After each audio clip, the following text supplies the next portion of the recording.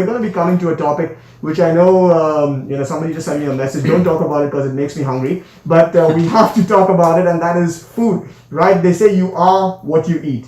Luke, I want you to elaborate a little bit on this. Yeah, absolutely. I mean, we don't have to take that too seriously. Balance the foods that we love. Right. Sometimes it could be a little bit of junk, it could be an ice cream, it could be a bag of chips. That's not going to kill us. That's not going to make us fat. What's going to diseases is consistency with the wrong things. Right. So we are, every time we an apple, an ice cream, a bag of chips. Food is important. What we mix. Like you have a Goan, perfect combination. North India has a dal khichdi combination. But you separate two. Rice looks like really bad. Stop rice, I'm going to stop rice. Yeah. But it isn't. When you bring rice can't make you fat. Rice if you're diabetic, highly diabetic, that can cause a problem. Right. So we've got into this world of blaming food. Last when I was in Switzerland, the amount of chocolate the Swiss eat. Yep.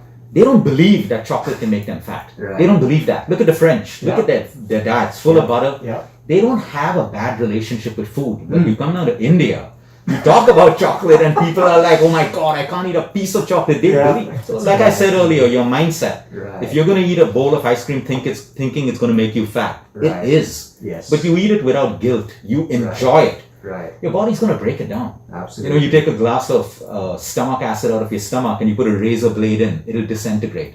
That's how powerful your stomach is. So what's a bowl of ice cream? That's right. The problem is if you keep doing that bowl of ice cream. Right. And you're not exercising. And you're eating it at the wrong time. Right. So I think food makes us happy. It has a psychological impact with us. Mm-hmm. So if I eat the right foods, my brain feels happy and satisfied. If I eat the wrong foods, my brain will keep creating cravings until I get what is right for it. Because the body only cares about survival. Am I getting the right raw material to keep Elias's body working the right way? If I'm not, it's going to keep troubling you in forms of craving. So when you have junk food, your cells are not really getting the nutrition it needs. So it keeps troubling you with cravings and you think you should eat more of the junk. Yeah. But it's actually asking for something which it can use to build your body and your brain. That's fantastic. And Luke, there's another topic that I wanted to discuss with you when it comes to food, and that is eating what is locally grown in the region that you live in. Because I think you have access to foods which grandparents knew and never saw, and foods which are imported and foods which are highly processed. And we're seeing a whole lot of new diseases because of that. I mean, what is of our diet should be local. If we don't want to get sick very often, we want to keep our immune system high. It's an example of the mango season in Goa. Why does mango grow in summer? It literally prepares us for the next season of monsoons. It's an immune booster. So it grows. It's rich in vitamin C, phosphorus, zinc, and everything that we need to prepare our body for the next season. Right now we have pomegranates. And pomegranates are fantastic for the rainy season because a lot of people get pneumonia, lung issues. That's right. And pomegranate is rich in ellagic acid, which is great for the lungs. Right. So you see the wisdom of nature. It gives you what you need at every step of the journey. So now I'm not against all of these foods coming from outside, but most people think the more exotic my food, the healthier I'll be. That's correct. I have people eating organic exotic berries all the time and they're still sick. Doesn't work that way. Work that way. Now, I may use kiwi for one of my patients going through chemotherapy.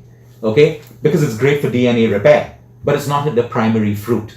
He is still eating local, she is still eating local. Right. So my advice to listeners would be go local. Yep. 90%. 10% indulge in everything else and stuff. Like, the pasta fad has become a little bit too big. Absolutely. Even Italians don't eat pasta as a main course. It's not a main course. It's not. But in India, it's your main course, and then we have diabetes and obesity on the side. We're better off being local. We should be proud. I think a lot of people in India, what I've realized, they're not proud of being local. They want to ape the West and Europe and feel cool. Oh, this is happening in Europe. Tonight we have special edamame pasta and stuff. It's fish curry and rice, and it kept you healthy for a long time. And the strange part, Luke, is that the West is now discovering the wisdom of India. Every time I'm in New York, bro. I go to Sloan's, all my patients over there. They're having bowls of curry and turmeric, and you come to India, they're doing pasta. So So I think we should be proud of our culture. We should Yeah. be proud of our food. There was wisdom in it. That's right. There's no wisdom in processed food. That's There's true. only money to be made. Just a quick question about money, and I just wanted to dab in this. A lot of people think that eating healthy and eating organic equals eating expensive food, and I wanted to throw some light on how the common man or how you and I, could just eat at a very very nominal cost and stay healthy. See, it's all about smart marketing at the end of the day. Right. Have you ever seen an ad for a coconut? Never. Ad for an apple? Yeah. No, you don't have. You don't have to do it. We know it's good. Yeah. You always have to market something to confuse people. To reduce their intelligence and confuse them with the packaging and stuff like that. That's right. So there's no doubt certain exotic fruits and vegetables have their health benefits. Sure. It doesn't have to be a primary diet. In fact, when I look at my patients, the ones who eat local and the ones who have the simplest diets are the healthiest people. Right. They're the healthiest people. Right. Wow. Okay. So that's really interesting as well. All right. We're going to break in for another song right now. When we come back again, there are a lot of people who want you to share their contact way to get in touch with you. So we'll talk about that, and we'll also talk about something which I know all of us are getting less and less quantities of, and that is sleep. Right. So we'll talk about that when we come back. Nice. Super. We're getting a lot of messages. Savika Gomes. Go for it. Tell me. It's so good to listen to Luke on air. He has changed my life and the way I eat.